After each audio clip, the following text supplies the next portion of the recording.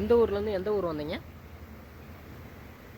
அண்ணா எங்கேருந்து எங்கே வந்தீங்க? இல்லை அண்ணா இந்த மாதிரி கஷ்டப்படுறது மற்றவங்களும் தெரிஞ்சுக்கணும். சரி, ராஜஸ்தானுக்கு சரி லோடு ஏற்றிட்டு போனேன். ஓகே.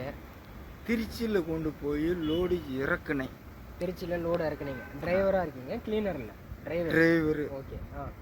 ஏன்னா திருச்சியில் போய் லோடு இறக்குனேன். ஓகேண்ணா.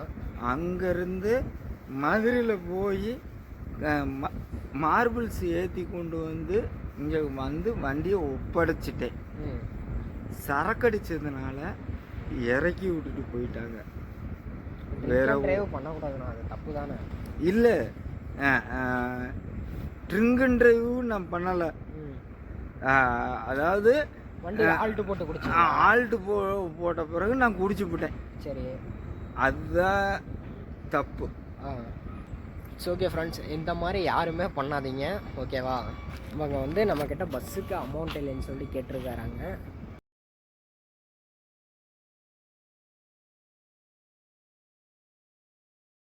அவங்களும் நம்ம குடும்பம் மாதிரி தான், அவங்களுக்கும் பொண்டாட்டி பிள்ளைங்க எல்லாருமே இருக்கிறாங்க.